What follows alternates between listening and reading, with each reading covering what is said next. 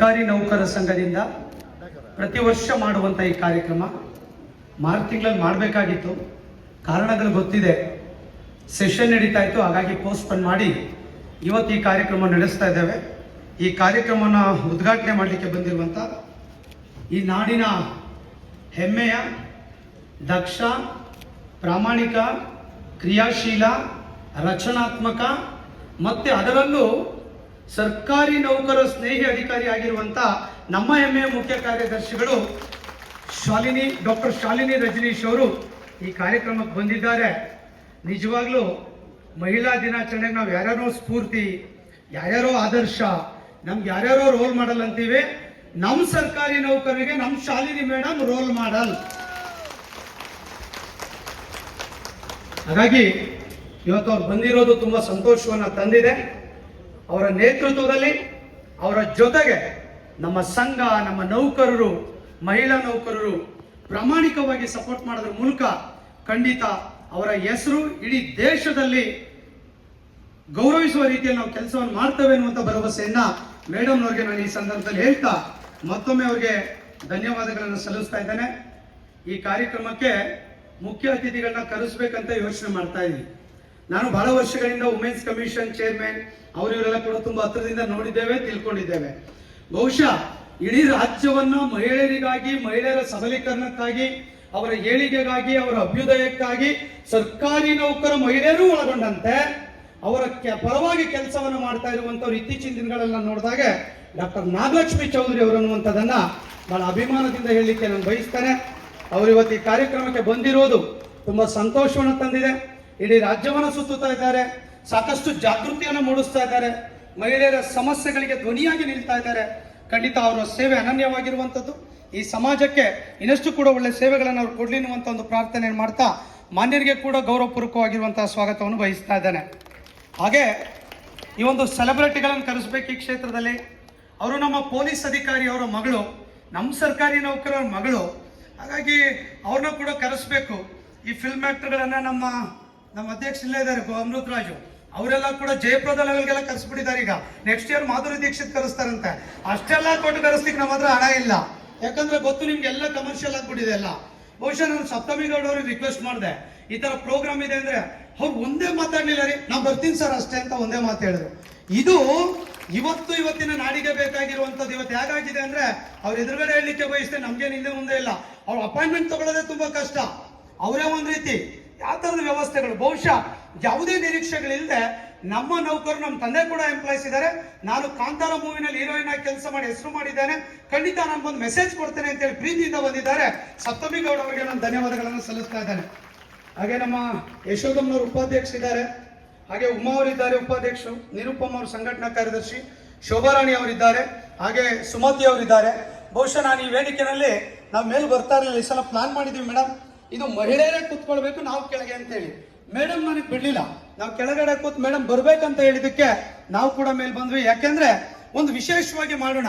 ನಮ್ಮ CS madam ಹತ್ರ ಹೋದ್ರೆ, ಉಮಾ ಮಹಾದೇವನ್ ಮೇಡಮ್ ಹತ್ರ ಹೋದ್ರೆ, ಏನ್ರಿ ಷಡಾಕ್ಷರಿ ಬರೀ ಜೆಂಟ್ಸೇ ಬರ್ತೀರಾ ನೀವು, ಹೆಣ್ಮಕ್ಳು ಇಲ್ವಾ ನಿಮ್ ಸಂಘದಲ್ಲಿ ಅಂತ ಕೇಳಿದ್ರು. ನೀವೆಲ್ಲ ಹೆಣ್ಮಕ್ಳು ತಾನೆ? ನೀವು ಬರಲ್ಲ, ದೊಡ್ಡ ಸಮಸ್ಯೆ. ಮೇಡಮ್ ಈಗಲೇ ಹೇಳಲಿಕ್ಕೆ ಬಯಸ್ತೇನೆ, ವುಮೆನ್ ಕಮಿಷನ್ ಚೇರ್ಮನ್ ಇಲ್ಲೇ ಇದ್ದಾರೆ.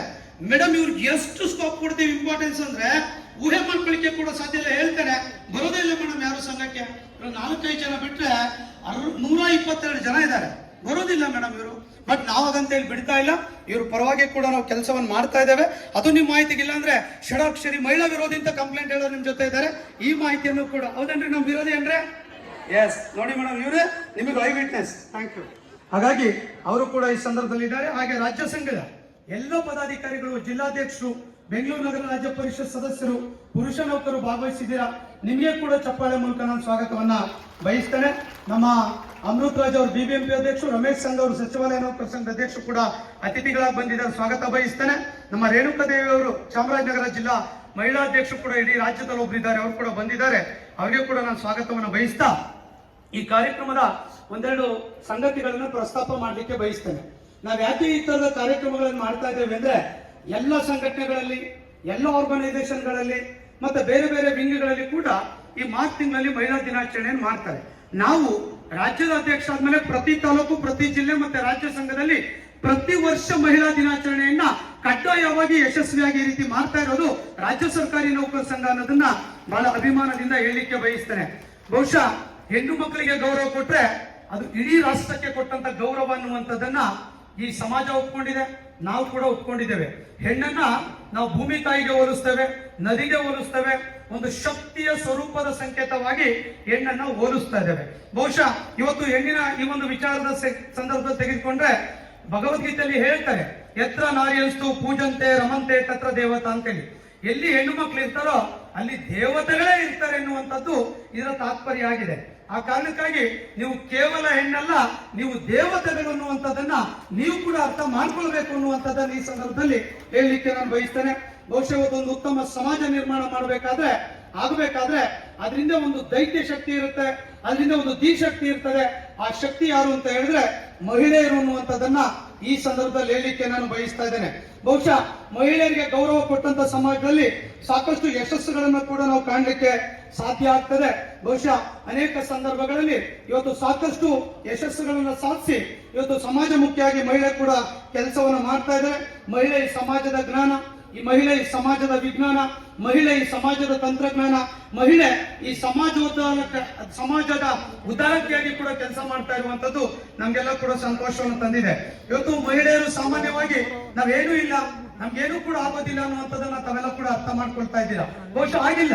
ಬಹುಶಃ ಇತಿಹಾಸವನ್ನು ತೆಗೆದುಕೊಂಡು ನೋಡಿದಂತ ಸಂದರ್ಭದಲ್ಲಿ ಕವಯಿತ್ರಿ 12ನೇ ಶತಮಾನದ ಅಕ್ಕ ಮಹಾದೇವಿಯಿಂದ ತೆಗೆದುಕೊಂಡ್ರೆ ಕೂಡ ಅನೇಕ ಕಿತ್ತೂರು ರಾಣಿ ಚೆನ್ನಮ್ಮ ಇರ್ಬೋದು, ಬೆಳವಡಿ ಮಲ್ಲಮ್ಮ ಇರ್ಬೋದು, ಕೆಳದಿ ಅರಸರ ಸಂಸ್ಥಾನದ ರಾಜ ಮಾತೆಯರಿರ್ಬೋದು, ಇವತ್ತು ವಿಜಯನಗರ ಸಾಮ್ರಾಜ್ಯದ ಅರಸರ ಮಾತೆಯರೆಲ್ಲ ತೆಗೆದುಕೊಂಡಾಗ ಸಾಕಷ್ಟು ಜನ ಈ ನಾಡು ಈ ದೇಶವನ್ನ ಕಟ್ಟಿದಂತ ಮಹನೀಯರಲ್ಲಿ ಅತಿ ಹೆಚ್ಚಿನ ಸಂಖ್ಯೆಯಲ್ಲಿ ಇರುವಂತವರು ನಮ್ಮ ಮಹಿಳೆಯರು ಅನ್ನುವಂಥದ್ದು ನಾವೆಲ್ಲ ಕೂಡ ಅರ್ಥವನ್ನ ಮಾಡ್ಕೊಳ್ಬೇಕಾಗ್ತದೆ.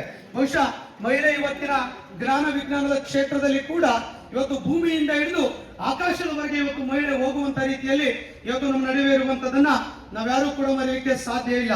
ಬಹುಶಃ ಇವತ್ತು ಅನೇಕ ಸಂಗತಿಗಳನ್ನು ನಾವು ಪ್ರಸ್ತಾಪ ಮಾಡ್ತೇವೆ, ಇವತ್ತು ದೇವರುಗಳನ್ನ ಹೇಳ್ತೇವೆ.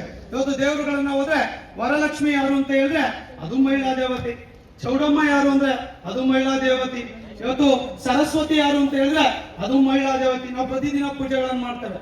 ಯಾರಿಗಾದ್ರೂ ಕೂಡ ದುಷ್ಟರ ಶಿಕ್ಷಕರನ್ನ, ಯಾರಾದ್ರೂ ದುಷ್ಟರನ್ನ ಶಿಕ್ಷೆ ಮಾಡುವಂತ ಯಾರಾದ್ರೂ ಚಾಮುಂಡೇಶ್ವರಿ ಇದ್ರೆ ನಾಡಿನ ಅಧಿದೇವತೆ ಅದು ಕೂಡ ಹೆಣ್ಣುಮಗಳು, ಅದು ಮಹಿಳೆ ಎನ್ನುವಂಥದ್ದನ್ನು ಕೂಡ ಹೇಳಲಿಕ್ಕೆ ಬಯಸ್ತೇನೆ.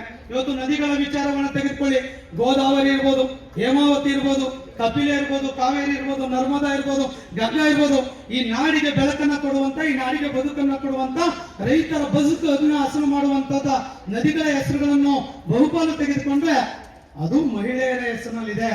ಗಂಗಾ ನದಿ, ತುಂಗಾ ನದಿ, ಭದ್ರಾ ನಮ್ಮ ಹೆಸರಿಗೆ ಬರಲ್ಲ, ಹೌದಲ್ವಾ? ಹೊಡಿರಿ ಚಪ್ಪಾಳೆ ಮಾತ್ರ.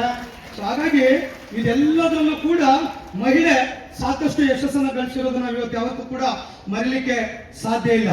ಬಹುಶಃ ಈ ಸಂದರ್ಭದಲ್ಲಿ ಮಹಿಳೆಯರು ಕೂಡ ಸಮಸ್ಯೆಗಳ ನಡುವೆ ಕೂಡ ಕೆಲಸವನ್ನು ಮಾಡ್ತಾ ಇದ್ದಾರೆ. ಬಹುಶಃ ಮೊದಲು ಮಹಿಳೆ ಹೊರಗಡೆ ಬರ್ಲಿಕ್ಕೆ ಕಷ್ಟ ಇತ್ತು. ಬಹುಶಃ ಸಾವಿತ್ರಿಬಾಯಿ ಫುಲೆ ಅವರು ಈ ದೇಶಕ್ಕೆ ಮೊದಲ ಶಾಲೆಯನ್ನ ಕೊಟ್ಟಂತ ಧೀಮಂತ ಮಹಿಳೆ. ಅವತ್ತವರು ಆ ಒಂದು ಉದ್ದೇಶವನ್ನು ಇಟ್ಕೊಂಡು ಕೆಲಸ ಮಾಡ್ತಾ ಇದ್ರೆ ಜನಗಳು ಅವ್ರಿಗೆ ಕೆಟ್ಟ ರೀತಿಯಿಂದ ನೋಡ್ತಾ ಇದ್ರು, ಮಹಿಳೆ ಹೊರಗಡೆ ಬರೋದನ್ನ ಸಹಿಸ್ತಾ ಇರಲಿಲ್ಲ. ಬಹುಶಃ ಇವತ್ತೇನಾಗಿದೆ ಅಂತ ಹೇಳಿದ್ರೆ ಇವತ್ತು ಮಹಿಳೆ ಸ್ಪೇಸ್ ಅನ್ನು ಕೂಡ ರೀಚ್ ಮಾಡಿರುವಂತದ್ದು ಕಲ್ಪನಾ ಚಾವ್ಲಾ ಅನ್ನುವಂಥವ್ರ ಮೂಲಕ ನಾವೆಲ್ಲ ಕೂಡ ತಿಳ್ಕೊಂಡಿದ್ದೇವೆ. ಬಹುಶಃ ಅರುಣಿಮಾ ಸಿನ್ಹಾ ಅನ್ನುವಂತ ಒಬ್ಬರು ಹೆಣ್ಣು ಮಗಳು ಇವತ್ತು ಮೌಂಟ್ ಎವರೆಸ್ಟ್ ಅನ್ನು ಕೂಡ ಏರಿರುವಂತದ್ದು ಕೂಡ ನಮ್ಗೆಲ್ಲ ಕೂಡ ಗೊತ್ತಿರುವಂತ ವಿಚಾರ. ಹಾಗಾಗಿ ಇವತ್ತು ಮಹಿಳೆ ಯಾವ ಕ್ಷೇತ್ರದಲ್ಲಿ ಕಡಿಮೆ ಇದ್ದಾರೆ ಅಂತ ಹೇಳಿದ್ರೆ ಯಾವ ಕ್ಷೇತ್ರದಲ್ಲೂ ಕೂಡ ಕಡಿಮೆ ಇಲ್ಲ.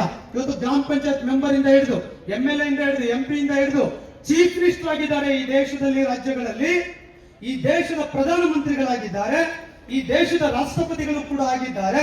ಹಾಗೆ ಸರ್ಕಾರಿ ನೌಕರಿ ವ್ಯವಸ್ಥೆಯಲ್ಲಿ ಒಬ್ಬ ಸೀದರ್ಜೆ ನೌಕರಿಯಿಂದ ಹಿಡಿದು ಒಬ್ಬ ತಾಲೂಕು ಮಟ್ಟದ ಅಧಿಕಾರಿಯಾಗಿ, ಒಬ್ಬ ಜಿಲ್ಲಾ ಮಟ್ಟದ ಅಧಿಕಾರಿಯಾಗಿ, ಒಬ್ಬ ರಾಜ್ಯ ಮಟ್ಟದ ಚೀಫ್ ಸೆಕ್ರೆಟರಿ ಆಗಿರುವಂತ ಶಾಲಿನಿ ಮೇಡಮ್ ಅವರ ಲೆವೆಲ್ಗೆ ಕೂಡ ಇವತ್ತು ನಮ್ಮ ಅಧಿಕಾರಿ ನೌಕರರು ಕೂಡ ಕೆಲಸ ಮಾಡ್ತಾ ಇರೋದನ್ನ ನಾವ್ಯಾರು ಕೂಡ ಮರಿಲಿಕ್ಕೆ ಸಾಧ್ಯ ಇಲ್ಲ.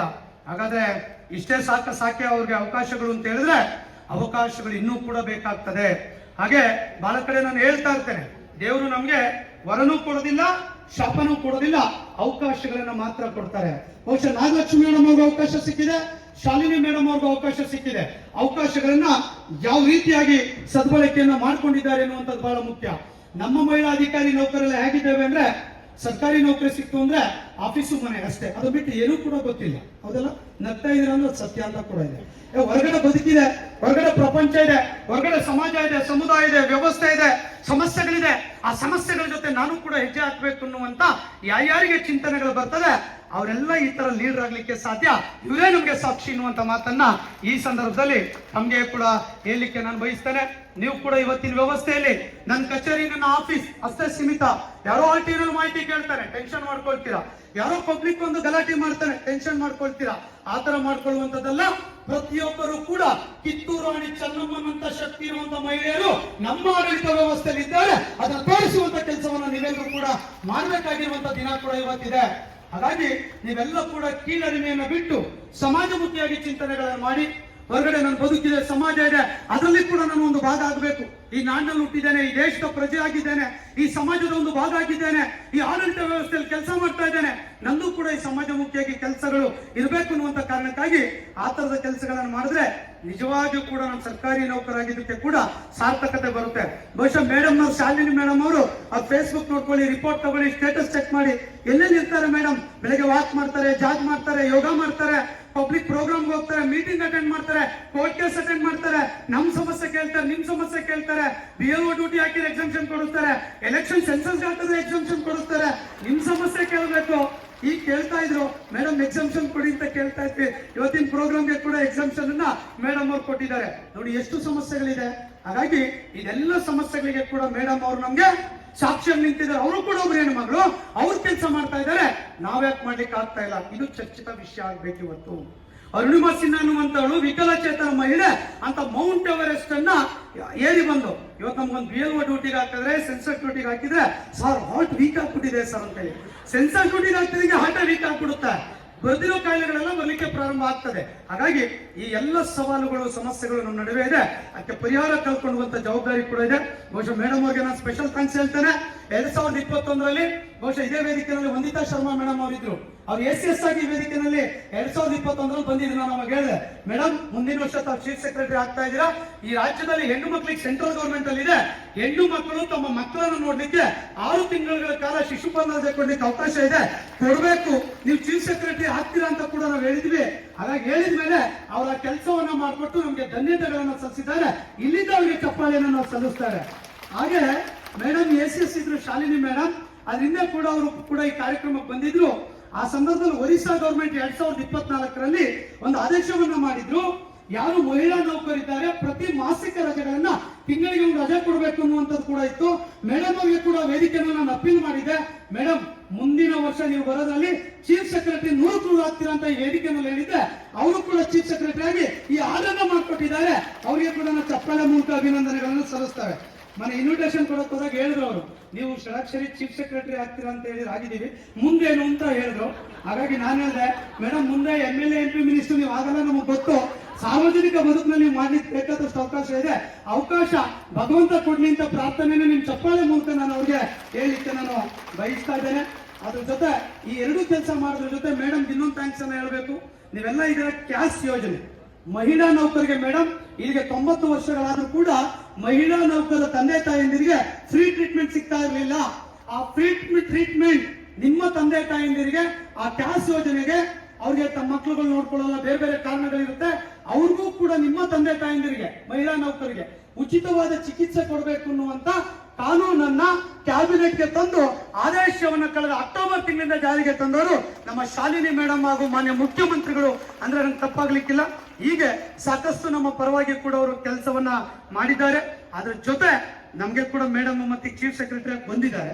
ಇನ್ನೊಂದೆರಡು ನಾವು ಡಿಮ್ಯಾಂಡ್ ಇರ್ಲಿಲ್ಲ ಅಂದ್ರೆ ಇವತ್ತು ಅದು ಪೂರಕ ಆಗಲ್ಲ. ಸೊ ಹಾಗಾಗಿ ಮೇಡಮ್ 100 ಮಾಡ್ತಾ ಇದ್ದಾರೆ. ಆ ಹಾದಿಯಲ್ಲಿ, ಪ್ರಗತಿಯ ಹಾದಿಯಲ್ಲಿ ಈಗಾಗಲೇ ಹೆಜ್ಜೆಗಳನ್ನು ಕೂಡ ಇಟ್ಟಿದ್ದಾರೆ. ಮಹಿಳಾ ನೌಕರ ಮೇಲೆ ಬಹುಶಃ ಹಿಂದೆ ಕೂಡ ಇಂದಿನ ಗವರ್ಮೆಂಟ್ ಒಂದು ಆದೇಶವನ್ನು ಮಾಡ್ತಾರೆ, ಆನ್ ಡ್ಯೂಟಿ ಅವರ್ಸ್ ಅಲ್ಲಿ ಯಾರೇ ಒಂದು ಮೀಡಿಯಾಸ್ ಔಟ್ ಪೀಪಲ್ಸ್ ಅಥವಾ ಯಾರೋ ಒಂದು ವಿಡಿಯೋ ಶೂಟ್ ಮಾಡೋದು ಈ ತರದಿದ್ರೆ ಮೇಲಧಿಕಾರಿಗಳ ಪರ್ಮಿಷನ್ ತಗೊಂಡು ಮಾಡ್ಬೇಕು ಅಂತ ಹೇಳಿ ಎಲ್ಲ ನೌಕರಿಗೆ ಮಾಡಿಸಿದ್ವಿ. ನಾನು ಮೇಡಮ್ ಅವ್ರಿಗೆ ರಿಕ್ವೆಸ್ಟ್ ಮಾಡ್ತೇನೆ, ಇದು ನಮಗ್ ಮಾಡೋದು ಬೇಡ, ಮಹಿಳಾ ನೌಕರದ್ದು ಯಾರಾದ್ರೂ ಕೂಡ ಅವ್ರ ಸೀಟ್ ಹೋಗಿ ವಿಡಿಯೋ ಫೋಟೋ ತಗೊಳ್ಳೋದು, ಅವ್ರ ಆಫೀಸ್ ಹೋಗೋದು, ಮಹಿಳಾ ನೌಕರ ವಿರುದ್ಧ ಏನಾದ್ರು ಕೂಡ ಆ ತರದ್ದು ಮಾಡೋದಿದ್ರೆ ಅದನ್ನ ಪ್ರೇಯರ್ ಪರ್ಮಿಷನ್ ತಗೊಂಡು ಮಾಡ್ಬೇಕು ಅನ್ನುವಂತ ಕಾನೂನನ್ನ ತಾವು ತಂದು ಕೊಡಬೇಕು. ತಾಲೂಕು ಆಫೀಸ್, ಜಿಲ್ಲಾ ಪಂಚಾಯತ್, DC ಆಫೀಸ್ ನಲ್ಲಿ ಹೆಣ್ಮಕ್ಳು ತಾಲೂಕು ಮಟ್ಟದಲ್ಲಿ ಕ್ಷೇತ್ರೀಯ ಮಟ್ಟದಲ್ಲಿ ಸಾಕಷ್ಟು ನೋವನ್ನು ಅನುಭವಿಸ್ತಾ ಇದ್ದಾರೆ. ಅದ್ರ ಬಗ್ಗೆ ಕೂಡ ತಾವು ಆದೇಶ ಮಾಡ್ಕೊಡ್ಬೇಕನ್ನುವಂತ ವಿನಂತಿ ಮಾಡ್ತೇನೆ. ಮಾಡ್ಬೇಕೋ ಬೇಡವಾ? ಈ ಚಪ್ಪಾಳೆ ಹೋದ್ರೆ ಮೇಡಮ್ ಮಾಡ್ಕೊಡ್ತಾರೆ. ಎರಡನೇದು, ಬಹಳಷ್ಟು ನೌಕರರ ಮೇಲೆ ಸಾಕಷ್ಟು ಹಲ್ಲೆಗಳಾಗ್ತಾ ಇದೆ. ಬಹುಶಃ ಮೇಡಮ್ ಅವ್ರಿಗೆ ಒಂದು ರಿಪೋರ್ಟ್ ಕೊಟ್ಟಿದ್ದೀನಿ. ಮಾರ್ಚ್ ತಿಂಗಳಲ್ಲಿ ಹಾವೇರಿ, ಗುಲ್ಬರ್ಗ ಮತ್ತೆ ಲಿಂಗಸೂಗೂರು ತಾಲೂಕಿನಲ್ಲಿ 3 ಜನ ಪಿಡಿಒಗಳ ಮೇಲೆ ಹಲ್ಲೆಗಳನ್ನು ಮಾಡಿ ತೊಂದರೆಗಳನ್ನು ಕೊಡ್ತಾ ಇದೆ. ಮೇಡಮ್ ಅವರು ಈಗಾಗಲೇ ಗೈಡ್ಲೈನ್ಸ್ ಕೊಟ್ಟು ಅದನ್ನ ಕ್ಯಾಬಿನೆಟ್ ನಲ್ಲಿ ಕೂಡ ಅಪ್ರೂವ್ ಮಾಡುವ ಸ್ಟೇಜ್ಗೆ ಕೂಡ ಮೇಡಮ್ ಅವರು ತೆಗೆದುಕೊಂಡು ಬಂದಿದ್ದಾರೆ. ಯಾವುದಾದ್ರೂ ಡ್ಯೂಟಿ ಅವರ್ಸ್ ಅಲ್ಲಿ ಅವ್ಯಾಚ ಶಬ್ದಗಳಿಂದ ನಿಂದನೆ ಮಾಡುವಂತದ್ದು, ಹಲ್ಲೆ ಮಾಡುವಂತದ್ದು, ಸರ್ಕಾರಿ ಆಸ್ತಿಗಳನ್ನು ಹಾನಿ ಮಾಡಿದ್ರೆ ಒಂದು ಕಠಿಣವಾದ ಕಾನೂನು ತರಲಿಕ್ಕೆ ಈಗಾಗಲೇ ಮೇಡಮ್ ಅವರು ಒಪ್ಕೊಂಡಿದ್ದಾರೆ, ಹಾದಿಯಲ್ಲಿದ್ದಾರೆ. ಆದಷ್ಟು ಶೀಘ್ರದಲ್ಲಿ ಆ ಕಾನೂನನ್ನು ತರಬೇಕು ಅನ್ನುವಂತ ಒಂದು ಪ್ರಾರ್ಥನೆ ಕೂಡ ಈ ಸಂದರ್ಭದಲ್ಲಿ ಮಾಡ್ಲಿಕ್ಕೆ ಬಯಸ್ತೇನೆ. CGHS ಸ್ಕೀಮ್ ಹೊಸ ರೇಟ್ ಕೂಡ ಪ್ರಪೋಸಲ್ ಗವರ್ಮೆಂಟ್ ಹೋಗಿದೆ.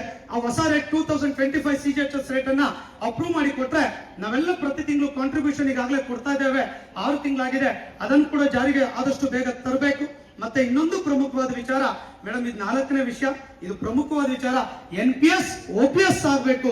ಆ ವಿಚಾರದಲ್ಲಿ ಮೇಡಮ್ ಅವರು ಕೂಡ ಮಾನ್ಯ ಮುಖ್ಯಮಂತ್ರಿಗಳ ಮನವೊಲಿಸಿ, ಉಮಾ ಮಹಾದೇವನ್ ಮೇಡಮ್ ಈಗ ಬರೋರಿದ್ದಾರೆ, ಅವ್ರ ಕಮಿಷನ್ ಚೇರ್ಮನ್ ಇದ್ದಾರೆ, ಅವರಿಗೆ ಕೂಡ ನಾವು ರಿಕ್ವೆಸ್ಟ್ ಕೊಡ್ತೇವೆ. ಫೈನಲ್ ಆಗಿದೆ ಮೇಡಮ್, ಕಮಿಟಿ ಬೇರೆ ಬೇರೆ ರಾಜ್ಯಗಳಿಗೆ ಹೋಗಿ ವಿಸಿಟ್ ಮಾಡಿ ರಿಪೋರ್ಟ್ ತಂದಿದ್ದಾರೆ. ಆ ರಿಪೋರ್ಟ್ ಅನ್ನ ಮೊನ್ನೆ ಮುಖ್ಯಮಂತ್ರಿಗಳು ಕೊಡೋ ಕೆಲಸ ಬ್ಯಾಲೆನ್ಸ್ ಇದೆ. ತಾವು ಕೂಡ ಆ ಕೆಲಸವನ್ನ ಮಾಡಿಸಿಕೊಟ್ರೆ ಖಂಡಿತ ನಾವು ನಿಮ್ಗೆ ಕೃತಜ್ಞರಾಗಿರ್ತೇವೆ. ಇಷ್ಟು ಕೆಲಸವನ್ನ ತಾವು ಮಾಡಿ ಕೊಡಬೇಕು ಅನ್ನುವಂತ ಒಂದು ಪ್ರಾರ್ಥನೆಯನ್ನ ಇಡೀ ರಾಜ್ಯದಲ್ಲಿರುವಂತ ಸುಮಾರು 2,80,000 ಮಹಿಳಾ ನೌಕರ ಪರವಾಗಿ ತಮಗೆ ಪ್ರಾರ್ಥನೆ ವಿನಂತಿಯನ್ನ ಮಾಡ್ಕೊಳ್ತೇನೆ ಅನ್ನುವಂತ ಮಾತನ್ನು ಕೂಡ ಈ ಸಂದರ್ಭದಲ್ಲಿ ಹೇಳ್ತಾ, ನಾವು ಪುರುಷರ ಡಿಮ್ಯಾಂಡ್ ಇಟ್ಟಿಲ್ಲ ಮೇಡಮ್, ಮಹಿಳೆಯರ ಡಿಮ್ಯಾಂಡ್ ಅನ್ನ ಮಹಿಳಾಧಿಕಾರಿ ಅವ್ರಿಗೆ ನಾವು ಇಟ್ಟಿದ್ದೇವೆ ಅನ್ನುವಂತ ಮಾತನ್ನ ಹೇಳ್ತಾ, ಮೇಡಮ್ ಅವ್ರು ಬೇರೆ ಕಾರ್ಯಕ್ರಮಕ್ಕೆ ಹೋಗ್ಬೇಕು, ಉದ್ಘಾಟನೆ ಮಾಡ್ಬೇಕು ಅಂತ ಹೇಳ್ತಾ ನನ್ನ ಮಾತುಗಳನ್ನ ಇಷ್ಟು ಸಂದರ್ಭಕ್ಕೆ ಮುಗಿಸ್ತಾ, ಈ ಕಾರ್ಯಕ್ರಮದಲ್ಲಿ ಭಾಗವಹಿಸಿರುವಂತ ತಮ್ಮೆಲ್ಲರಿಗೂ ಕೂಡ ವಂದನೆಗಳನ್ನ, ಅಭಿನಂದನೆಗಳನ್ನು ಸಲ್ಲಿಸಿ ಎಲ್ಲರೂ ಎದ್ದು ನಿಂತು ಜ್ಯೋತಿಗೆ ಸಹಕಾರವನ್ನು ಕೊಡಬೇಕು ಅನ್ನುವಂತ ವಿನಂತಿ ಮಾಡ್ತೇನೆ. ನಮಸ್ಕಾರಗಳು. ಈಗಲೇ ಬಿಡಲ್ಲ ಅಂತ ಮೇಡಮ್